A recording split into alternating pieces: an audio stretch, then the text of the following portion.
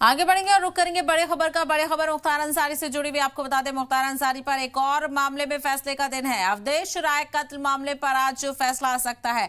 तो वाराणसी जिला कोर्ट इस मामले को लेकर फैसला सुनाएगा। आपको बताते चलें कि 31 साल पहले कांग्रेस लीडर अजय राय का कत्ल हुआ था।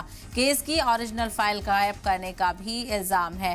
तो मुख्तार अंसारी पर केस की ओरिजिनल फाइल गायब करने का इल्जाम है। ऐसे में अब देखना ये होगा कि आज इसको लेकर क्या फैसला सामने आता है। तो मुख्तार अंसारी जो पहले से ही कई मामलों को लेकर सजा काट रहे हैं, ऐसे में एक और मामले पर आज मुख्तार अंसारी के खिलाफ फैसला आ सकता है। अवधेश राय कत्ल से जुड़ा हुआ ये मामला है। अवधेश राय के कत्ल से जुड़े हुए मामले में मुख्तार अंसारी का ट्रायल चल रहा है। तो वहीं वाराणसी जिला कोर्ट आज इस मामले को लेकर फैसला सुना सकता है।